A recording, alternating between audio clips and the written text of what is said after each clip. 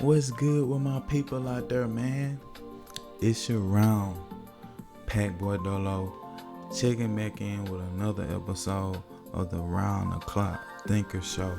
And today we're going to be talking about how it's actually beneficial to play dumb. You feel me? But before I get into that, I just want to say shout out to my people, man. I'm sipping orange juice. I'm trying to get it going this morning, or evening, or whenever you watch this. You feel me? I am an assiduous researcher and distributor of knowledge and truth, whatever that may look like. So, I'm basically a journalist, right? And every time I drop a show, it comes straight from the mind, straight from the heart, and I'm giving it to you in the most practical form, based on experience, based on research, based on understanding. You feel me? And my understanding and truth may not be the same as your understanding and truth. And then again, you may not even have an understanding. You see what I'm saying? So that's what I'm here for, to give you an understanding. Those are the people who it clicks for. Maybe they already understand it and we got the same understanding. We're on the same page. You see what I'm saying? So we're going to get into it right now, man. So what do I mean by playing dumb? Okay. What I mean is, most of the time, displaying how much you know could cause a delay in the drop of the guard. I'm going to say that again. Most of the time, displaying how much you know could cause a delay in the drop of the guard.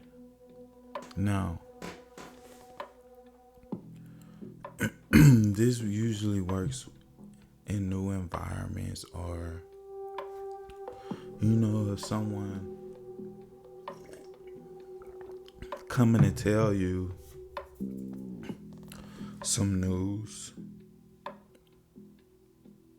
and specific news, like for example, I've had a couple of times in my past where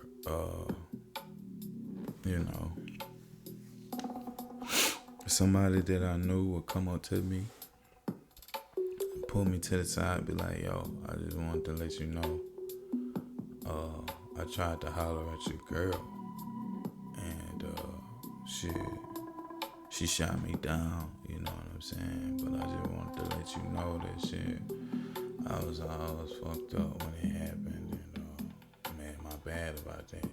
You know what I'm saying? Like, did she tell you? And I'd be like, nah, man, she ain't told me shit, but I appreciate you telling me. But in reality, she did tell me, you know what I'm saying? She had told me already.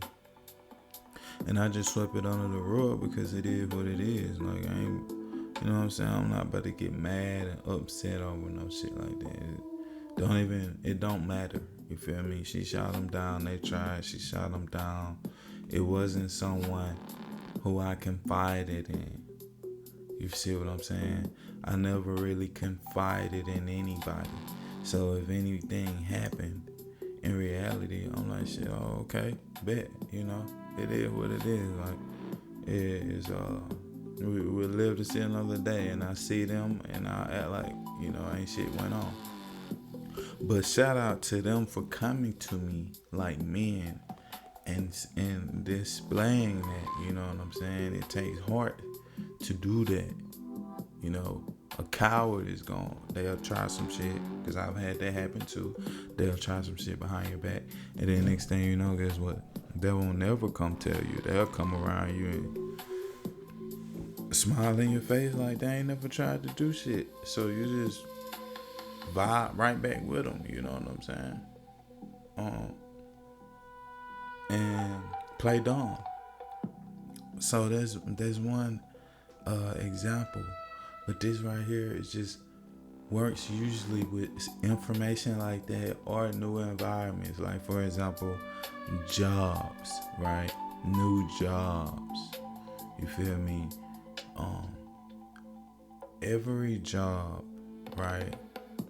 Every job has this certain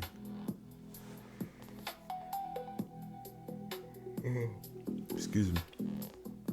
Every job has this certain vibe to it. Right? And then when you get there,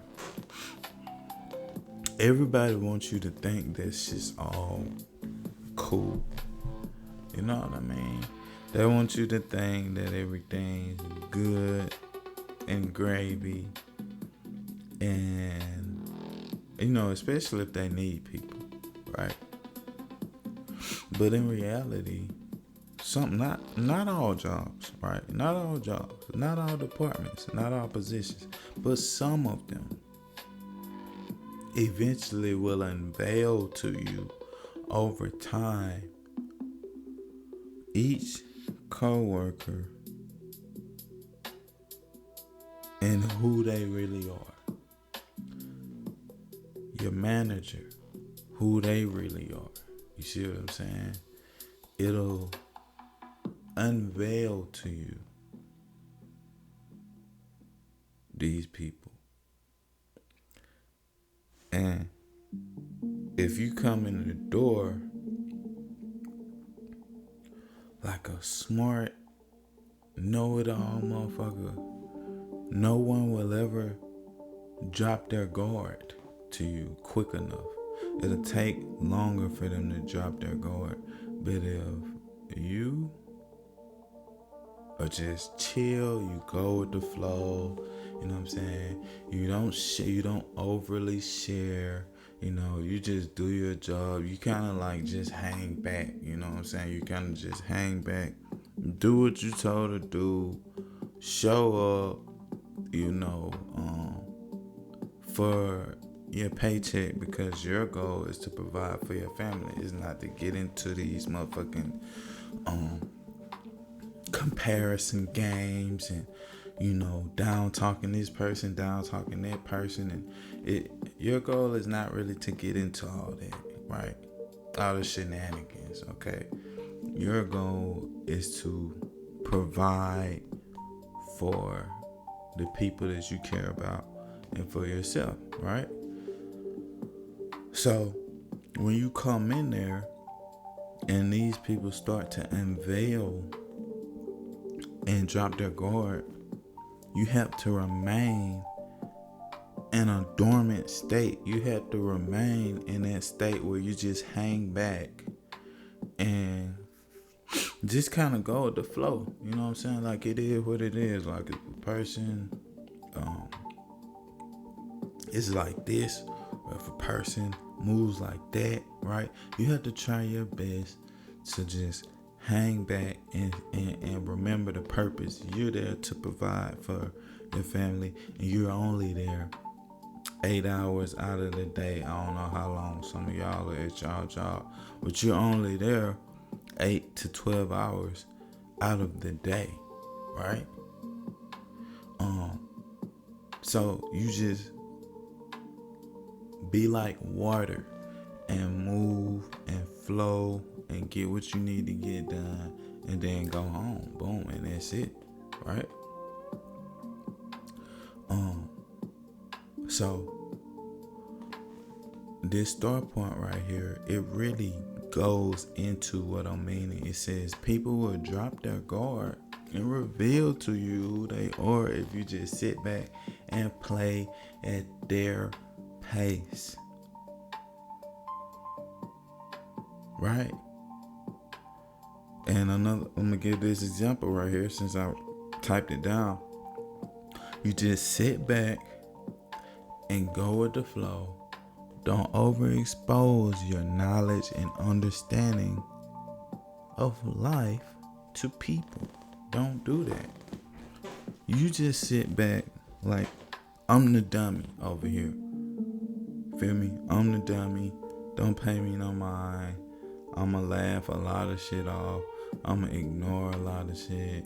I'ma redirect, and I'm so gamed up to the point that I know how to look dumb. I know how to look vulnerable. I know how to seem like the person that people could say anything around and it gets no reaction. It won't get repeated, or you know what I'm saying? That's important to make people feel like that because this is how they drop their guard, by you seeming like that type of person. Feel me?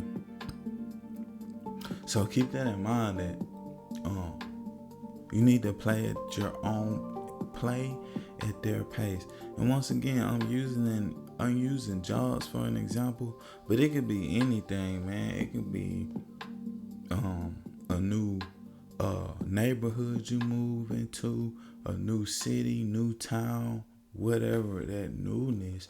When you get into that new environment, whatever it is, it already has a certain theme to it, right?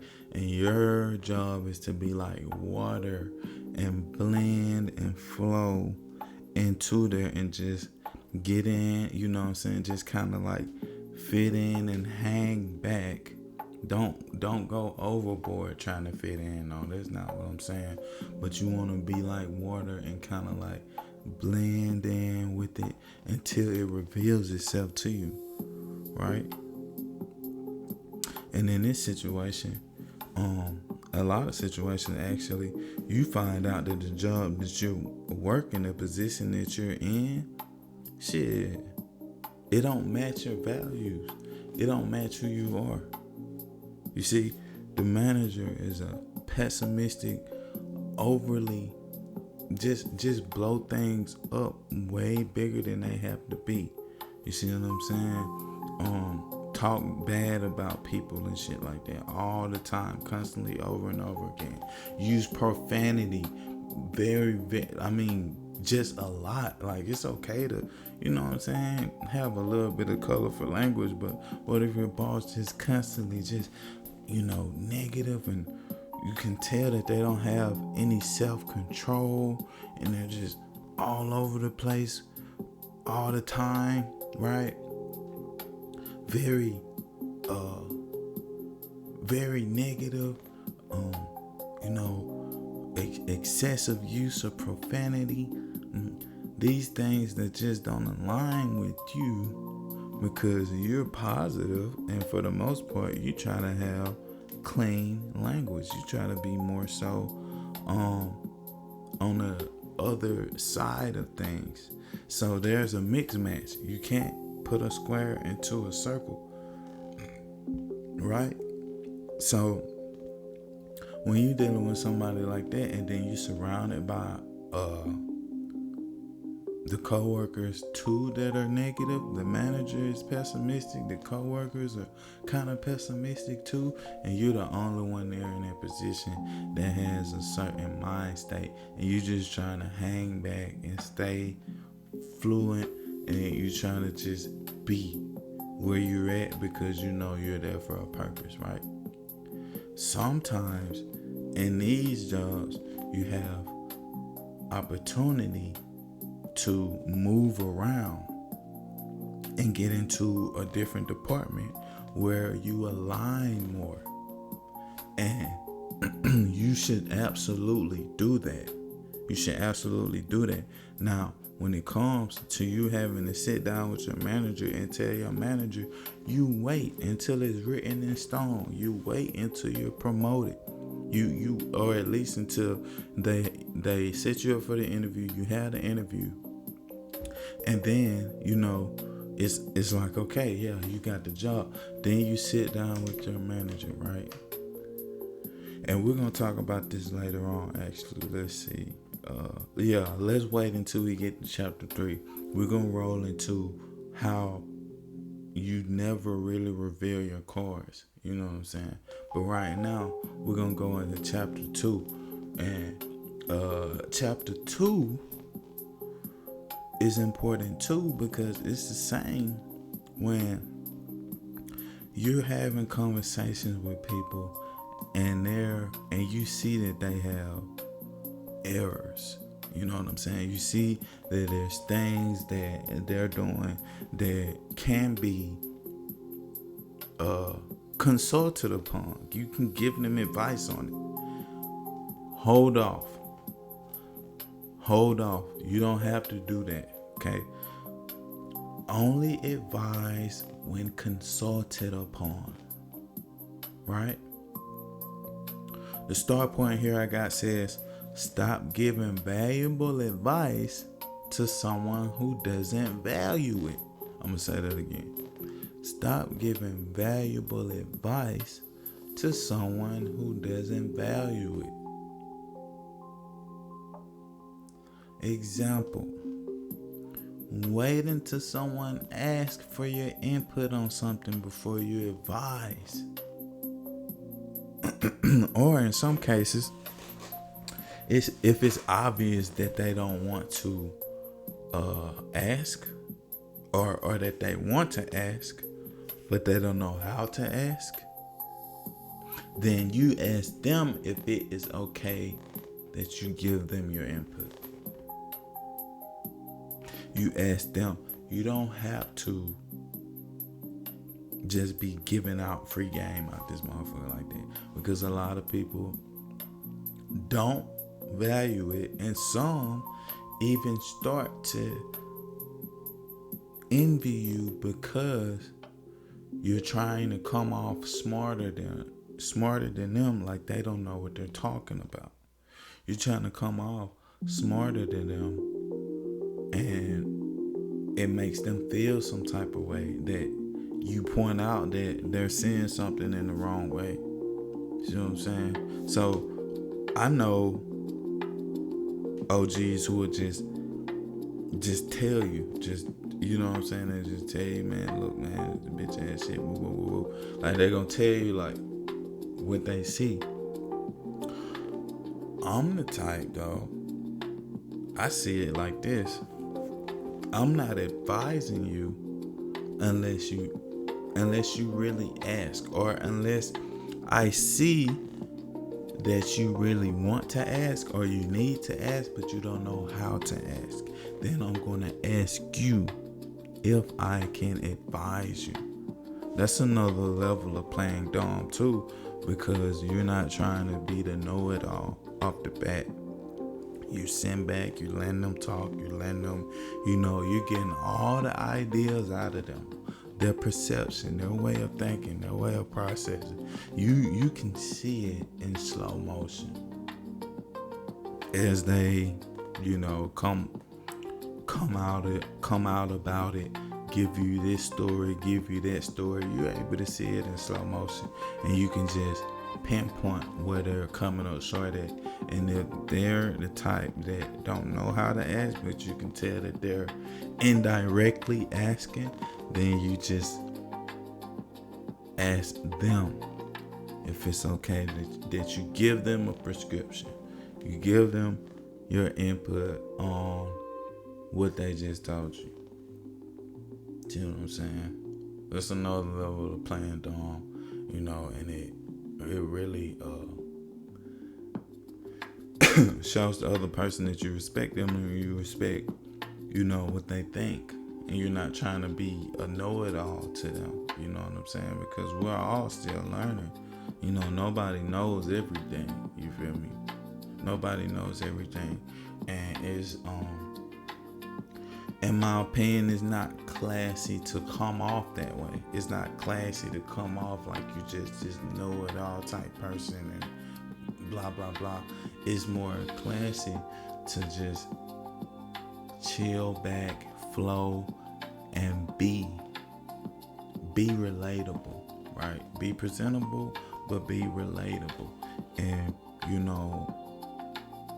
just there, you're damn near like one of them, except you just don't indulge and engage in the type of thinking in your own personal life. You know what I'm saying? And when it's time to give them a piece of game, and you feel like they're worthy of it, you feel like they want to ask, or if they ask, then that's when you give them the prescription, and it comes away from left field because they're like, damn, oh, I ain't see it like that. I didn't even know you saw it like that.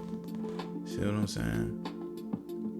So that's an important piece. All right, let's roll into chapter 3. I'm just not warming up.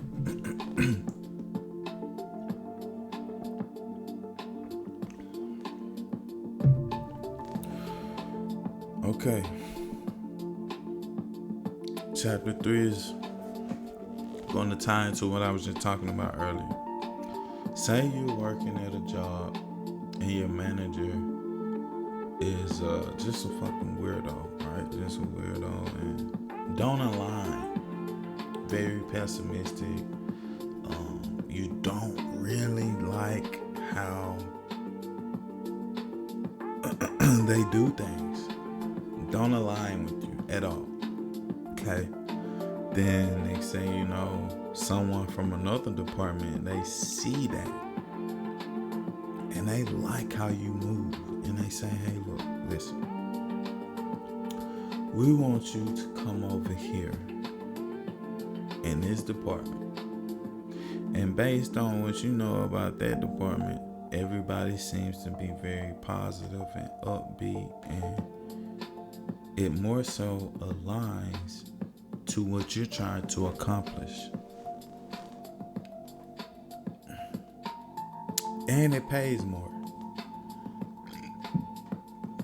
Excuse me. So in that case, guess what? You're going to say, all right,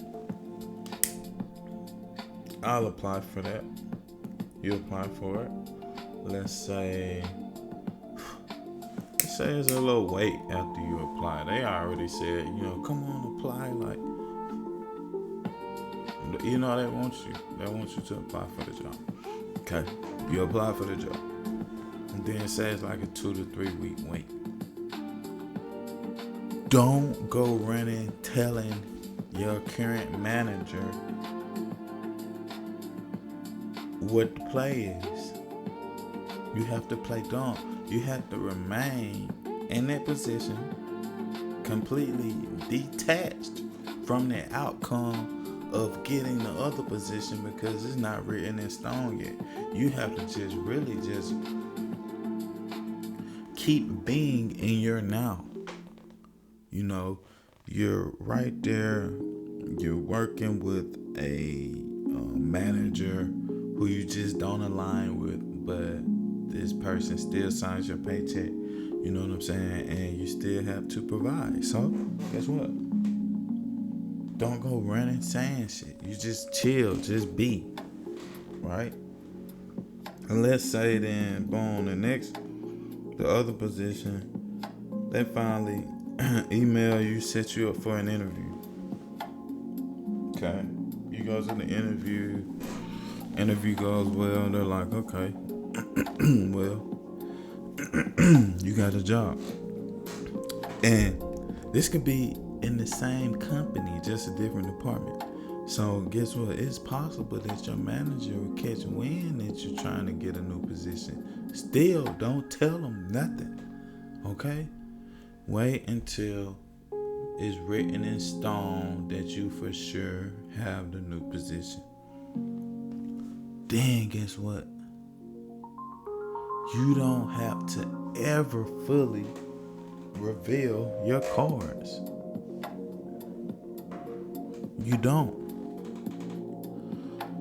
Check this start point. Even at the end of things,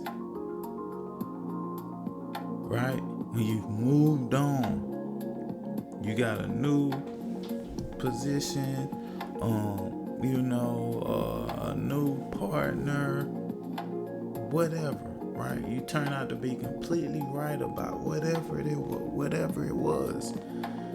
You should still remain brief in your conclusion with that person. So, when I sit down with the new manager, I'm not saying all the shit that I want to say. You know, you're weird, you're rude, you know, you're negative, you curse too much. None of that. You talk about people behind their back and all. None of that. I'm going to say I appreciate this position and everything that it has taught me. But it does not align with my future goals. So I have chosen this new position. That's it. Brief.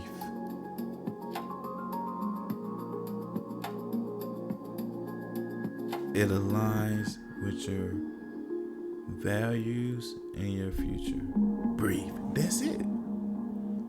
We don't have to go into all the shenanigans and breaking shit down. And you know what? They're not really gonna pick up what you're putting down. They're not gonna comprehend if you was to go into some deep talk on them and get them some game on. Man, look, you thinking and moving how you moving, you gonna fuck around and get sick around here, man.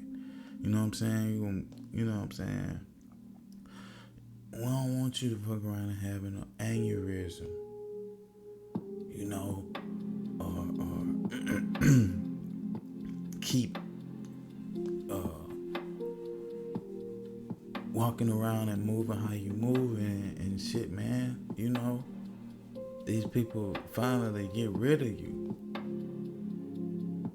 You don't have to say none of that because it don't even matter. It won't matter to them, so why would it matter to you? What matters is that you have a new position. And if you don't get a new position, what matters is that you are in a spot where you have to continue to show up. And in the midst of that, if it's becoming too much, too overwhelming, you start to look for something else. And that's it. You know what I'm saying? That's it. That's all that you can do. Don't never show your cards, man. Don't never show your cards and let people know how much you know about them and how you can correct them. And it don't even matter. Feel me? Man, this your Ron Pack Bordello checking out. Make sure you like, comment, subscribe. Hit the notification bell, man. I'll be dropping once a week, Sundays or Mondays, usually Sundays. We're about to pick up the pace here soon, but right now we're just, going with the flow and doing what we've been doing, So, yeah, man, make sure you like, comment, subscribe, tap in with the channel because we got this great information over here for you. You feel me? Peace.